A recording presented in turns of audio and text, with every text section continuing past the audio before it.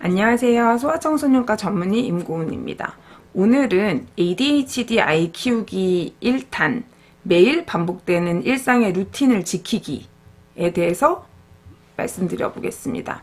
제가 ADHD에 대해서는 예전 영상에서 한번 설명을 드린 적이 있습니다. 우리가 소위 풀배터리 검사를 통해서 아이가 ADHD라는 거를 알게 된 부모님들은 어떤 부모님들은 며칠간 충격을 받아서 힘들었다고 하시는 분들도 계시고, 어떤 부모님들은 아유 나도 어릴 때 저랬는데 크면서 좋아졌어요 라고 말씀하시는 분들도 계십니다.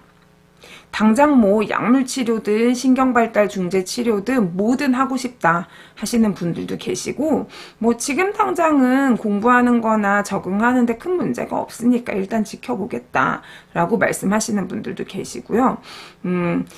뭐 별 문제는 없지만 학교에서 이미 조금 위축되어 있는 것 같으니까 심리치료나 놀이치료를 좀 받아보시고 싶다 하시는 분들도 있고, 이런 다양한 반응을 보이십니다. 아이를 키우는 거에 뭐 정답이 있는 거는 아니잖아요. 모든 아이들한테는 부모님의 역할이 중요하기 때문에 어떤 거가 맞다, 틀렸다라고 말씀을 드릴 수는 없습니다. 하지만 ADHD 아이 혹은 ADHD는 아니지만 학교나 가정에서 규칙을 지키기가 어려운 아이, 혹은 너무 느려서 부모님 속이 터지는 경우, 이런 경우에서 이런 아이들을 양육하는 것들 중에서 중요한 것 중에 하나가 매일 반복되는 루틴, 반복되는 규칙적인 습관을 만드는 것입니다. 아무리 창의적인 아이라고 하더라도요, 이런 매일 반복되는 일상의 루틴이 잘 만들어지지 않으면 아이가 가지고 있는 재능을 잘 발휘할 수가 없습니다.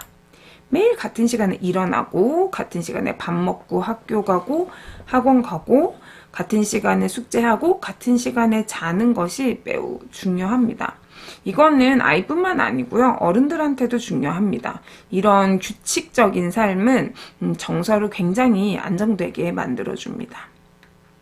제가 정확하게 기억하는지는 모르겠지만 예전 TV 다큐멘터리에서 공부를 잘하는 사람은 몇 시간을 잘까에 대한 설문을 한 적이 있어요. 거기서 결론은 몇 시간을 자는지가 중요한 것이 아니고 항상 같은 시간에 자고 같은 시간에 일어나는 것이 중요하다는 것이었어요. 뭐 새벽 2시에 자더라도 일정하게 자는 사람들은 뇌 기능이 굉장히 효율적으로 잘 유지된다고 하였습니다. 우리 흔히 어른들 중에서도 3교대 근무를 하는 직업들의 사람들은 아무리 많이 자도 수면 사이클이 뒤죽박죽 돼서 몸 컨디션도 안 좋지만 우울하고 무기력하고 그렇다고 하죠. 우리 뇌는 항상 일정한 패턴, 일정한 규칙을 지킬 때 가장 안정화되고 그때 기능이 가장 우수하게 발휘된다는 것은 이미 잘 알려진 사실입니다. ADHD 아이들도 창의적으로 사고하고 확장하는 뇌는 잘 발달이 되어 있지만 자기를 조절하는 뇌 기능이 부족하기 때문에 일정한 패턴으로 규칙을 지키게 하는 것이 아이의 조절 능력을 키우는데 매우 중요합니다.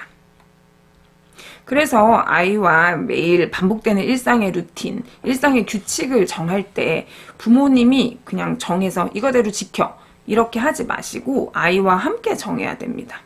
여기서 중요한 것은 꼭 실천 가능한 작은 것에서 시작을 하시라고 말씀을 드립니다. 주로 이렇게 계획표를 세우거나 규칙을 정할 때는 주로 애들이 혼나고 난 후가 많죠. 그래서 애들 보고 이제 혼내놓고 또 계획표 네가 세워와 이렇게 하면은 정말 되도 않게 이렇게 실현 불가능하게 빡빡하게 세워서 오기도 하고, 혹은 놀기 자기 먹기 놀기 자기 먹기 이런 식으로만 써오기도 하기 때문에 이제 부모님이 함께 같이 이야기를 나누면서 어떤 계획표가 됐던 어떤 규칙이 됐던 이런 것을 정해야 합니다. 한 번의 계획표로는 아무것도 얻을 수가 없어요. 거기서부터 시작하는 겁니다. 이 과정이 중요한 거죠. 저는 저희 아이가 초등학교 들어갈 때 밥을 너무 안 먹고 너무 오래 먹어서 초등학교 들어갔을 때 급식 시간에 못 맞출까봐 20분 안에 밥 먹기를 하고 성공하면 칭찬 스티커를 주기로 했습니다. 그러고는 평소 먹던 양의 한 3분의 1밖에 안 줬어요. 그래서 애가 이거 보고 에게 뭐 이 정도는 먹지 하면서 시작을 했습니다.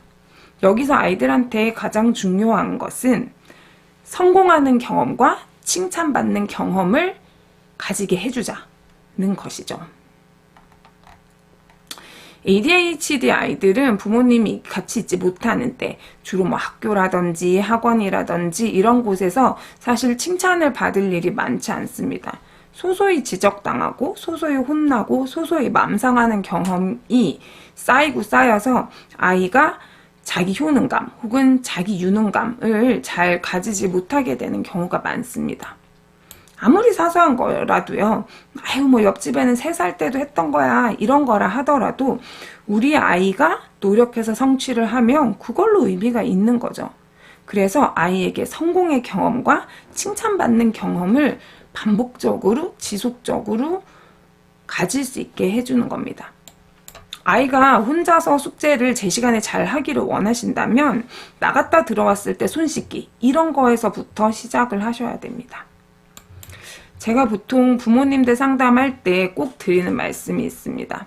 아이들한테서는 실패가 성공의 어머니가 아니다. 작은 성공이 큰 성공의 어머니다. 라고 말씀을 주로 드립니다.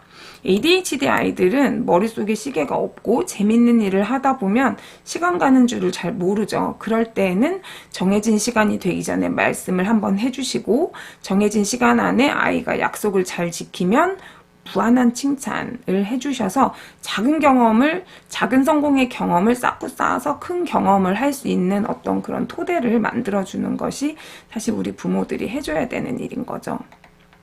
그래서 ADHD와 관련된 책들 중에서 이제 그런 아이들 훈육과 관련해서 드는 가장 대표적인 예 중에 하나가, 예를 들어서 엄마가 전화를 받을 때 끊임없이 끼어드는 아이가 있다고 해요. 그러면 엄마가 이제 전화가 걸려온다. 그러면 전화 받기 전에 아이한테 엄마 이제 전화 받을 거니까 잠깐 동안만 말 걸지 말고 기다려줘 라고 이야기를 합니다. 아이 눈을 보고요. 그러고는 통화를 시작하고 잠깐의 시간이 지났을 때 뭐 한 1분 이렇게 지났을 때 미리 아이한테 참아줘서 고마워 라고 미리 고마움을 먼저 표시를 합니다.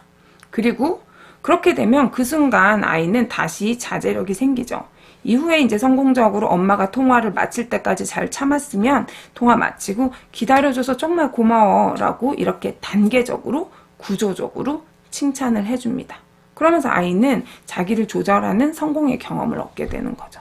매사 이런 방식으로 접근하셔야 됩니다. 물론 쉽지는 않습니다.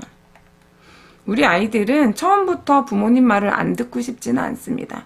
잘 듣고 싶은데 그게 어려울 뿐이죠. 우리 아이가 꼭 ADHD가 아니더라도 양육 방법은 사실 똑같습니다. 아이가 일상 속에서 작은 성공의 습관을 가지고 이게 나야 하는 그런 유능감을 가질 수 있게 되기를 바라봅니다. 감사합니다.